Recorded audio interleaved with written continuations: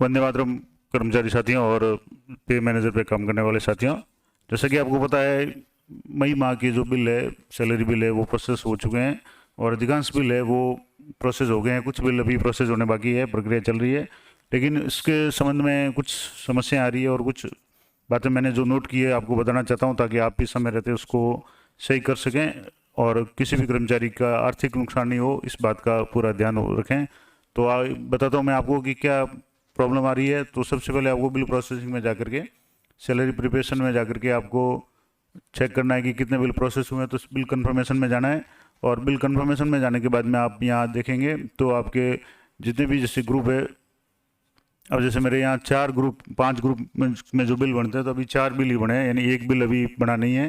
तो ये हो सकता है इसमें कुछ प्रॉब्लम हो या तकनीकी कारण हो। साला दर्पण जो ये पे मैनेजर की जो साइट है उसको भी अपडेट किया है, तो अभी थोड़ा सा समय लग सकता है। तो आपको इंतज़ार भी करना है, क्योंकि अदर सैलरी बिल है वो भी 1 तारीख के बाद ही अलॉट होगा। तब तक आपको इंतज़ार करना है, हो सकता है बिल अलॉट हो जाए। अब एक तो ये हो गया कि बिल अलॉट नहीं हुआ तो उसका क्या कारण है। तो उसका संभावित कारण भी मैं आपको बता देता हूँ कि या तो अब जैसे आपको इसके लिए एक तो ऑप्शन रिपोर्ट में जाकर के, आपके सैलरी रिपोर्ट में जाकर के आपको मिसमैच एम्प्लॉय रिपोर्ट देखनी है कि कहीं उसमें तो कोई मिसमैच नहीं है। अब जैसे यहाँ कुछ नहीं आ रहा है, इसका मतलब यहाँ कोई प्रॉब्लम नहीं है। दूसरा है रिपोर्ट्स में जाकर के, सैलरी रिपोर्ट में जाकर के आपको डेजिग्नेशन मिसमैच रिपोर्ट चेक करनी है। और यहाँ इस पर आप क्लिक करेंगे, सबमिट करेंगे तो ये पीडीएफ डाउनलोड होगी। ये भी ब्लैंक पीडीएफ आ रही है, इसका मतलब यहाँ भी कोई समस्या नहीं है। अब आगे देखते हैं कि जो बिल एलोकेट हो चुके हैं या जो बिल प्रोसेस हो गए हैं, अब इनके आपको डाउनलोड करने हैं, रिपोर्ट्स डाउनलोड करने। इसके 2 तरीके हैं।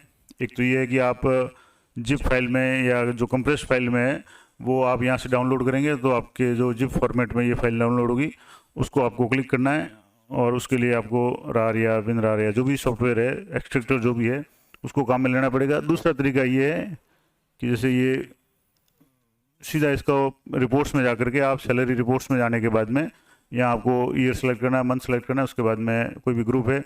अब यहाँ भी आपको पता चल जाएगा कि जैसे यहाँ में 5 ग्रुप होने चाहिए थे, जबकि 4 ग्रुप है। इसका मतलब एक ग्रुप में अभी भी बिल एलोकेट नहीं हुआ है। उसके बाद में सिलेक्ट बिल नंबर है, तो रेफरेंस नंबर वही बिल नंबर है। उसके बाद में इनर आपको विशेष रूप से देखना है।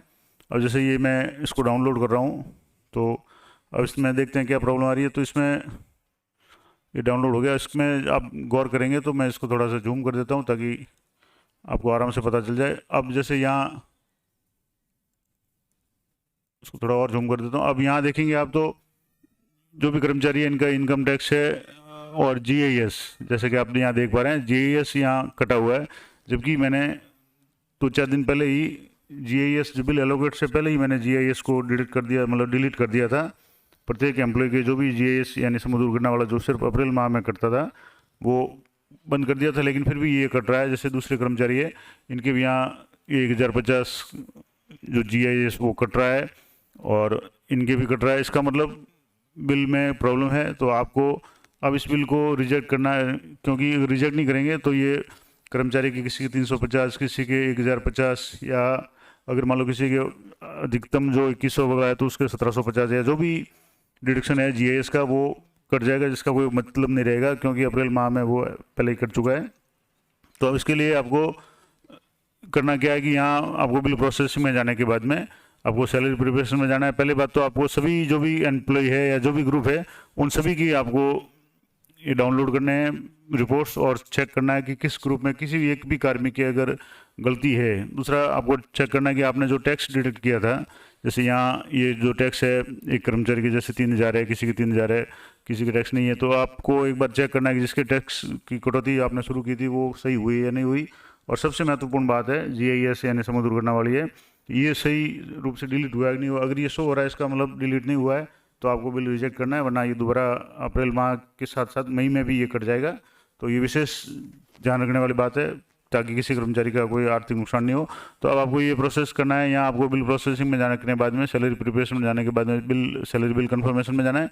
और कन्फर्मेशन में जाने के बाद में जैसे ये बिल है, अब इसमें मैंने डाउनलोड करके देखा है तो ये प्रॉब्लम है। तो यहाँ आपको रिजेक्ट में कारण लिखना है, कोई भी कारण आप लिखें। जैसे यहाँ लिख सकते हैं कि आप जीआईएस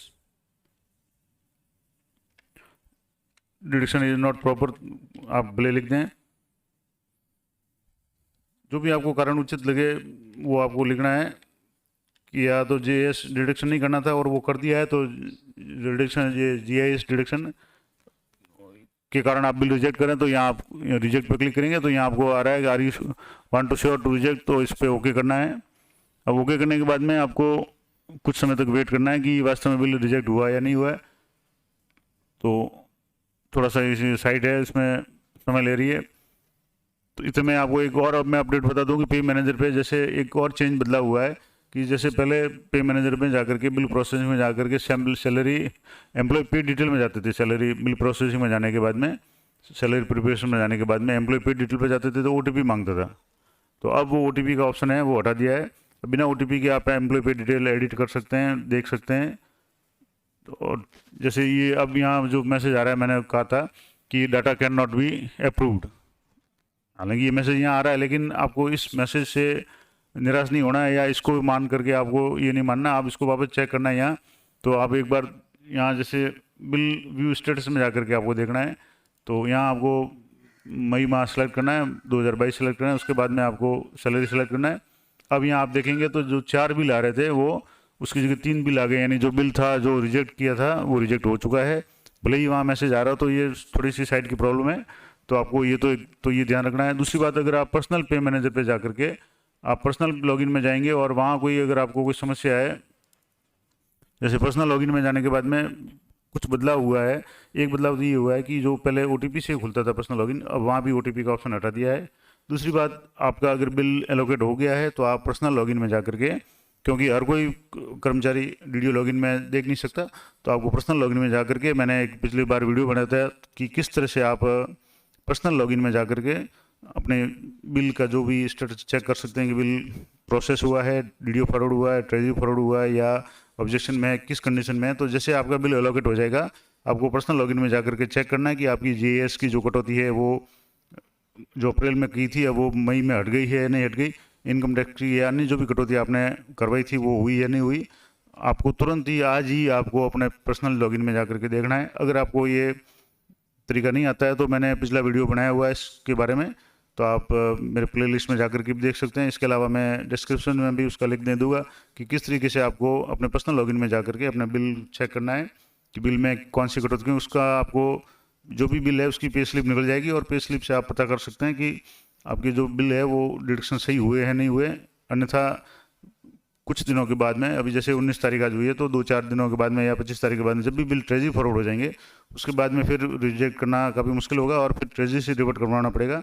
इससे अच्छा है कि आप अभी आज ही अगर आपका बिल एलोकेट हुआ है तो पर्सनल पे मैनेजर में जाकर के लॉगिन में जाकर के आप अपने चेक कर लें बिल, और कोई भी समस्या है तो अपने डीडीओ साहिबान है जो उनसे संपर्क करके उस बिल को रिजेक्ट करवाएं, ताकि जो इन्हें अपडेट करने के बाद में अब दोबारा बिल को प्रोसेस किया जा सके। अब जैसे मैं एक जो भी ये कुछ प्रॉब्लम टेक्निकल प्रॉब्लम ही है, क्योंकि अब जैसे सैलरी प्रिपरेशन में मैंने आपको बताया था, जैसे ये बिल आ रहा था इसमें जो कर्मचारी इनके जीएस की कटौती यहाँ बता रही है 350 बता रहा है, यहाँ 1050 बता रहा है, लेकिन जब पे मैनेजर में जाने के बाद में या सैलरी मतलब बिल प्रोसेसिंग में जाने के बाद में, सैलरी प्रिपरेशन में जाने के बाद में एम्प्लॉय पे डिटेल में जाते हैं तो आपको जैसे यहाँ ग्रुप सेलेक्ट करना है, मंथ है, उसके बाद ईयर है, उसके बाद में ये ग्रुप है। और जैसे अब यहाँ मैं जैसे किसी ग्रुप को सिलेक्ट कर रहा हूँ जहाँ मैंने बताया था आपको कि यहाँ अब जैसे यहाँ आप देखेंगे तो जीएस की कटौती नहीं है, यानी ये पहले से डिलीट हो चुका है। यहाँ जीएस की कोई कटौती नहीं है, आप देखेंगे तो